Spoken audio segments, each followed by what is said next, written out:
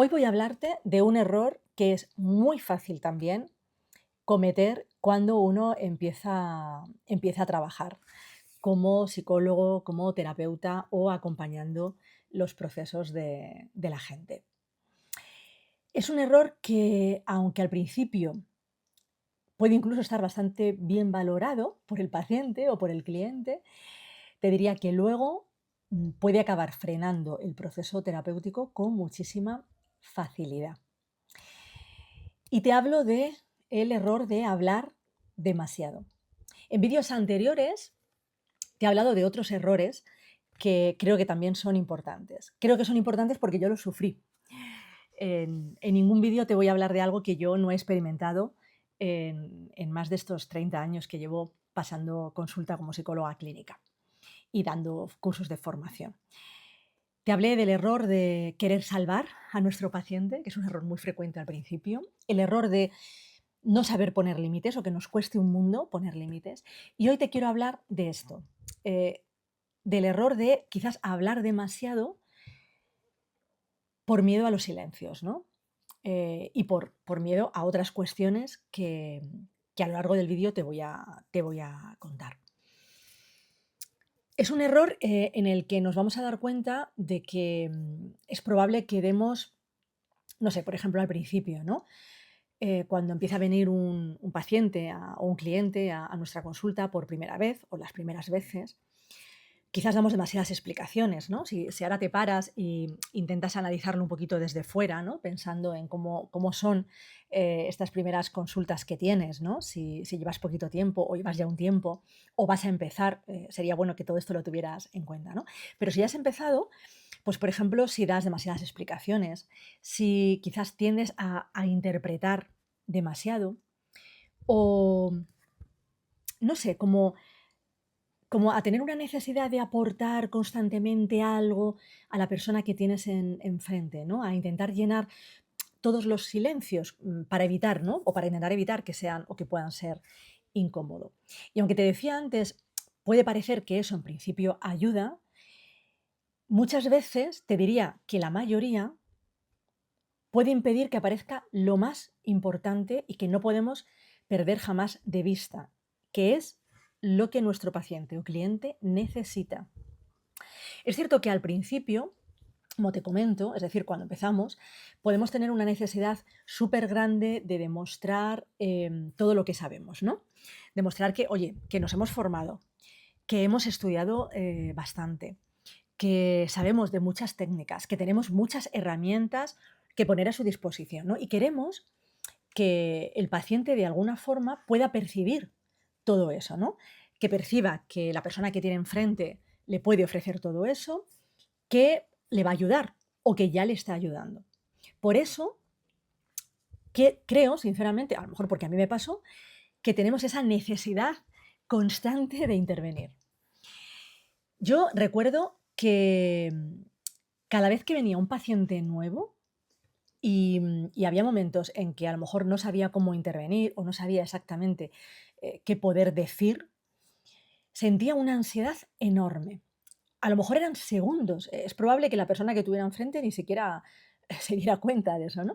Pero yo sí, yo sentía una ansiedad enorme que intentaba disimular y gestionar, sobre todo disimular lo mejor que sabía o podía para no transmitírselo a la persona que estaba sentada conmigo. Te diría que quizás el sentimiento con el que yo más conectaba era como un sentimiento de inseguridad, un sentimiento profundo de inseguridad o desconfianza hacia mí misma. Como si todo lo que hubiera estudiado, todo lo que supiera, todos los conocimientos que tenía, realmente no sirvieran de nada en ese momento. Porque era como que, no sé, no estaba a la altura, ¿vale? De lo que se suponía que debería de estar, ¿no? El deber es otra de las cosas que modifiqué y cambié hace mucho tiempo, ¿no? Pero un poco eso, ¿no? Bueno, como que no estaba a la altura de lo que tendría que estar o de lo que yo pensaba que la persona esperaría de mí, ¿no? Em, bueno, con el tiempo, esto que te digo me costó bastante gestionar a lo largo de los primeros meses de consulta, te diría. Bueno, con el tiempo lo fui trabajando. ¿Cómo? Pues probando diferentes tipos de estrategias que me fueron ayudando y me fueron funcionando. Y a eso le uní algo que entendí que me parece muy importante comentarte. Entendí que si esa persona estaba ahí sentada conmigo, enfrente de mí, era porque me había elegido. Y me había elegido porque yo podía hacer algo por ella. Porque de alguna manera yo podía mostrarle cómo mejorar de sus síntomas o de sus problemas. Y a partir de ahí como que me empecé a relajar. Pero al mismo tiempo, todo esto me hizo ser muy consciente de que este miedo a veces al silencio, porque al final es miedo al silencio, podía ser un error enorme en la terapia. Y por eso, bueno, la idea de grabar hoy este vídeo, por si te puede resultar útil. Mm, yo creo que la pregunta más útil que te puedes hacer, si esto que te acabo de contar de alguna forma te resuena, es, vale, ¿cómo puedo saber qué me está pasando a mí? ¿Mm? Hay señales de ello, ¿vale? Por ejemplo, una señal es cuánto te incomodan a ti los silencios. Si cuando hay un silencio empiezas a sentir que te pones nervioso, por ejemplo. Otra señal podría ser el responder demasiado pronto, demasiado rápido. Eso era algo que yo hacía muchísimo, ¿no? O como te decía antes también, el dar explicaciones de más. Em, por ejemplo, el dar varias interpretaciones seguidas y antes de tiempo. Ah, bueno, pues a ver, esto te puede pasar por eso, también te puede pasar por aquello, ¿no? Como demasiado rápido, ¿no? Eso era algo que también a mí me ocurría. Otra señal, esta es, vamos, que es como 2 y 2 4, que te des cuenta cuando has terminado tu consulta que el paciente o el cliente al final ha hablado muchísimo menos que tú. Yo creo que es una señal que a todos nos tiene que hacer, ¿no? Darnos cuenta de si aquí hay un problema. Y sobre todo, yo te voy a decir algo que me pasaba a mí cuando esto ocurría. El salir de consulta agotado o agotada. Eso a mí me pasaba muchísimo, ¿no? Em, Imagínate, te voy a contar recuerdo un caso donde uno de mis primeros pacientes, quizás es verdad que llevo más de 30 años, pero yo creo que las primeras consultas y sobre todo algunos pacientes que han sido importantes porque, bueno, pues porque me han hecho superarme también mucho a mí misma, recuerdo muchos de sus casos, ¿no? Con bastante claridad. No recuerdo muchos detalles, pero sí los casos en conjunto, ¿no? Recuerdo Recuerdo un paciente que me dijo: "Jo, no entiendo por qué, siempre acabo teniendo relaciones o con personas donde me siento, poco valorado". Imagínate que ante esa situación, yo te voy a contar algunas de las cosas que probablemente me pasaron a mí, ahora no lo recuerdo bien, pero seguramente que sí. Antes de que la persona pueda profundizar en qué tipo de relaciones son o por qué se siente tan poco valorado, pues no sé, nosotros empezáramos a decirle, claro, eso seguramente tiene que ver con tu autoestima, que no tienes bien la autoestima, o también habría que valorar si tienes una posible herida de la infancia, porque es algo que también afecta mucho a la hora de relacionarnos en la vida adulta, o quizás habría que ver si tienes un problema de dependencia emocional. E incluso vamos a valorar si te puede venir de atrás, de tu sistema familiar. Entonces empezamos a contarle cómo podemos valorar todo esto, ¿no? Y no estamos diciendo algo que no pueda ser cierto, es que puede ser verdad, todo. Incluso puede ser una persona que es verdad, no tiene bien la autoestima, porque a lo mejor tiene heridas de la infancia no solucionadas, que además es una persona con tendencia a ser bastante dependiente emocionalmente y además en su sistema familiar viene pues eso de familias, de relaciones donde ha habido gente a la que se le ha valorado bastante poco. Pero el hecho de que pueda ser cierto no quita que a lo mejor se lo hayamos planteado demasiado rápido para que pueda, de alguna manera, integrarlo. Y eso puede hacer que el paciente se sienta abrumado, ¿no? y que por lo tanto su inconsciente, que es al que nosotros queremos que él acceda para poder trabajar, se bloquee. No recuerdo exactamente qué fue lo que me pasó con este paciente, pero es muy probable que me ocurriera algo así. Bueno, llegado a este punto, me gustaría comentarte que creo que es importante entender que cuando los terapeutas hablamos quizás demasiado, dejamos menos espacio para que hable el otro. Eso es así, ¿no? Y pasa también en todas las relaciones, ¿no? Cuando quedamos con un amigo, estamos hablando con nuestra pareja. Si hablamos de más, el otro va a hablar de menos, ¿no? En terapia pasa lo mismo, ¿no? Con la diferencia de que en terapia el que nosotros hablemos de más y el paciente de menos va a hacer que él tenga menos espacio para que aparezca lo que realmente es importante que trabaje. Es decir, no solo lo que nos tiene que contar, sino incluso lo que no sabe que va a terminar contándonos. Me explico.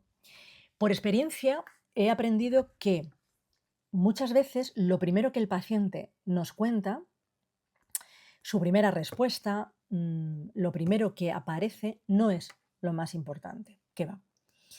Lo interesante suele aparecer cuando la persona se queda un poco más pensativa o empieza a quedarse un poco más en lo que siente y no solo en lo que piensa. Y claro, eso es algo que para mí es fundamental, pero bueno, creo que para cualquiera que se dedica al mundo de la terapia tiene que serlo. Para mí es muy importante porque yo trabajo mucho con los procesos inconscientes y por experiencia sé que el inconsciente no suele aparecer cuando estamos intentando llenar continuamente el espacio con palabras, ¿no? En el caso nuestro, ¿no? Intentamos llenarlo continuamente. ¿Cuándo aparece muchas veces esa información del inconsciente que realmente es la que a nosotros nos va a servir para ayudar a nuestro paciente? Pues veréis, yo os diría que aparece muchísimo en los silencios. Cuando a lo mejor nos quedamos callados, es muy fácil que el paciente acabe diciéndonos algo que de otra manera no nos hubiera dicho. También en las repeticiones, ¿no? Yo siempre me pregunto, es una anotación que además me hago siempre, ¿no? ¿Cuántas veces me ha repetido esto, ¿no? Porque hay veces que un paciente o un cliente no se da cuenta, pero hay una cosa que no le da demasiada importancia, pero te la repite en varias ocasiones.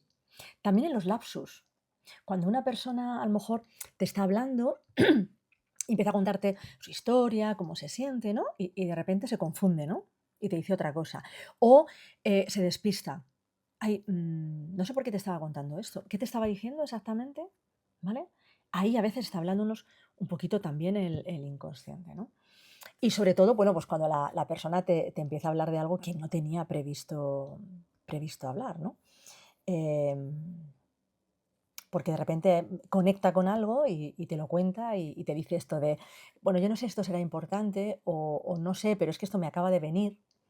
Ahí es cuando realmente, ¿no? Nos está hablando el inconsciente, ¿no? Por eso es muy importante dejar al paciente hablar, dejar al paciente expresarse. Y para eso nosotros tenemos que aprender a hablar menos.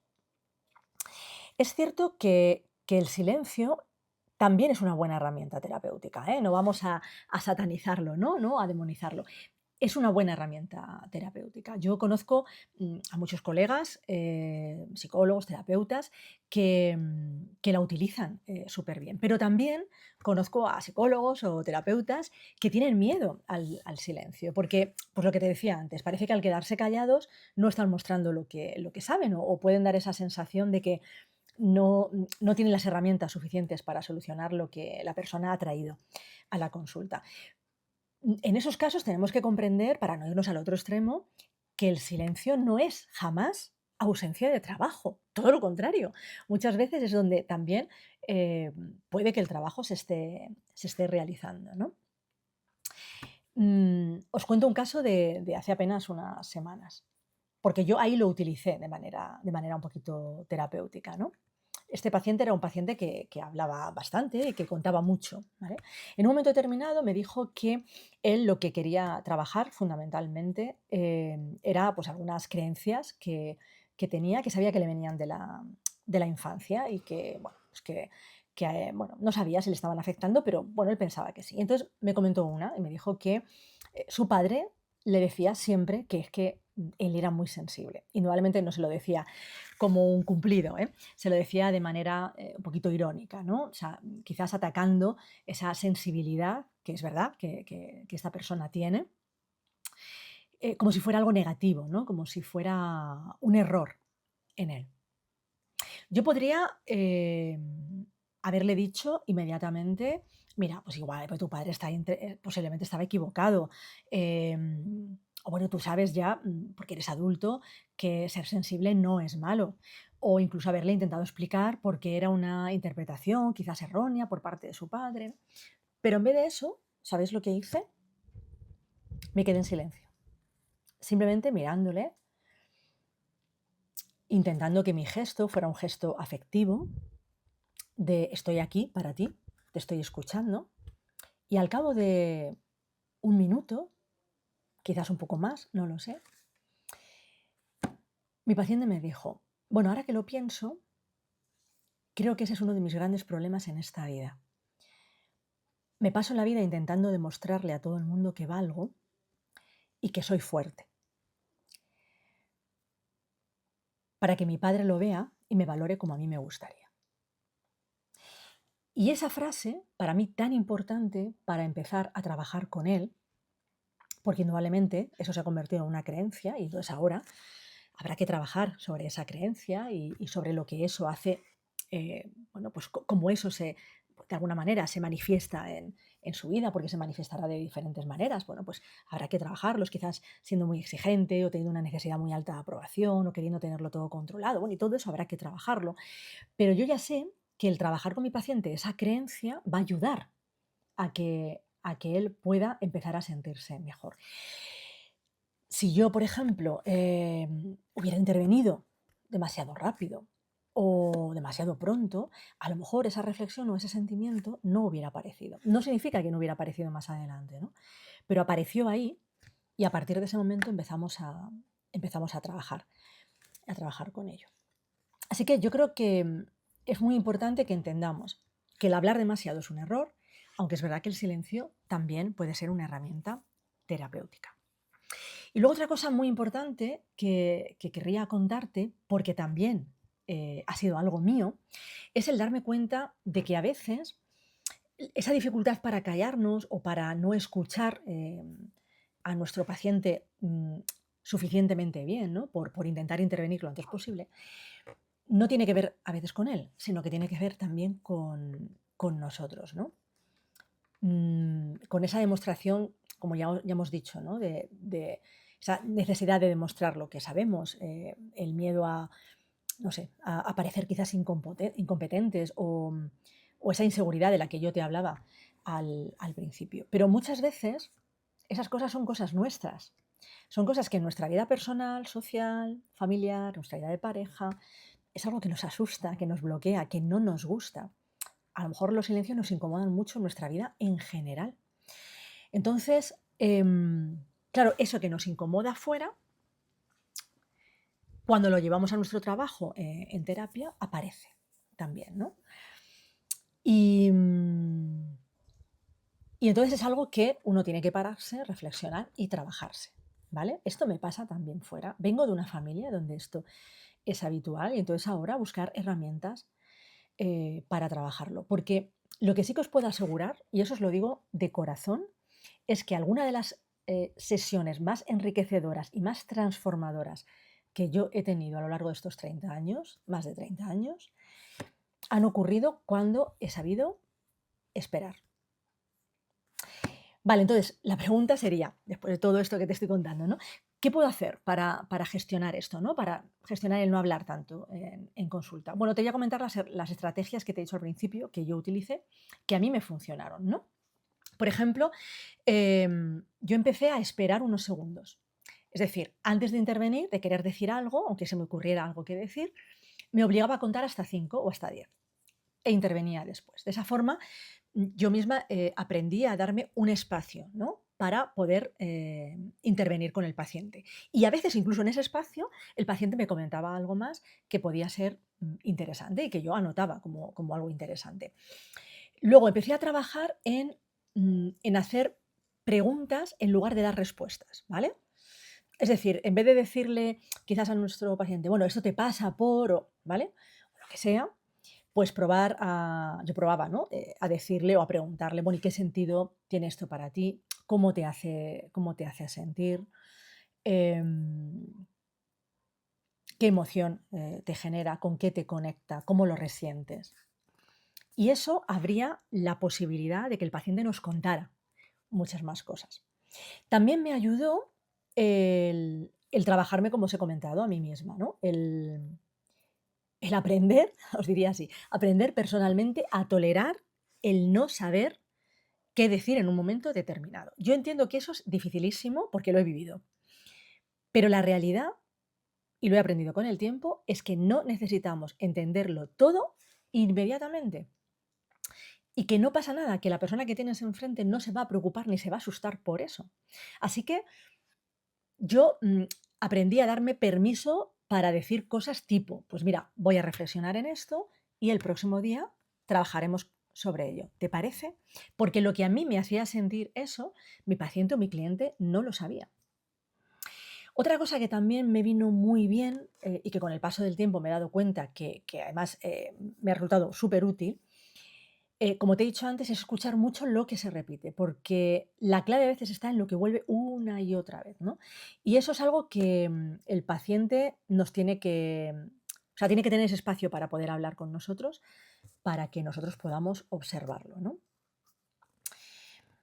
Con todo esto lo que quiero plantearte es que, de verdad, el mejor terapeuta no va a ser o no tiene por qué ser el que más habla.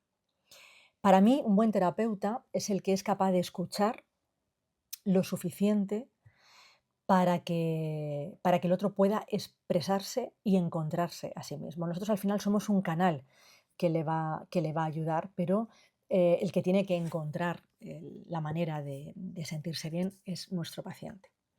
Bueno, no sé si esto te habrá ayudado o no, si has continuado conmigo hasta este momento.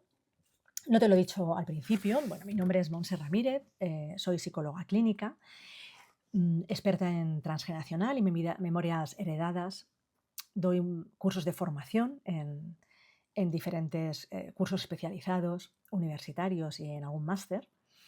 Y bueno, a lo largo de las próximas semanas y los próximos meses te seguiré contando cosas que a mí me han resultado útiles en terapia, que me hubiera encantado que alguien me hubiera contado en su momento, porque es verdad que ahora tenemos muchísimo acceso a la información, pero créeme, hace 32 años aproximadamente, que son los que yo llevo seguidos trabajando en consulta, eso no era así, no era fácil. Y, y bueno, pues voy a ir contándote cosas que a mí me han sido útiles por si te lo son. El próximo vídeo que voy a grabarte, de hecho, va a hablarte de otro error que también veo constantemente que aparece, ¿no? Al principio en consulta, que a mí también me ocurrió, y es no escuchar al inconsciente, ¿vale? Yo he aprendido a escuchar y a trabajar el inconsciente con el paso de los años, ¿no? Porque es lo que te decía, muchas veces el paciente cree que viene a hablar de un problema o de un síntoma, pero el verdadero mensaje está ocurriendo por debajo de lo que nos dice, ¿no? O de lo que nos muestra. Así que, bueno, si eres psicólogo, terapeuta o acompañas personas, te animo a que te suscribas a mi canal porque esta serie puede ahorrarte, créeme, muchos años de ensayo y error.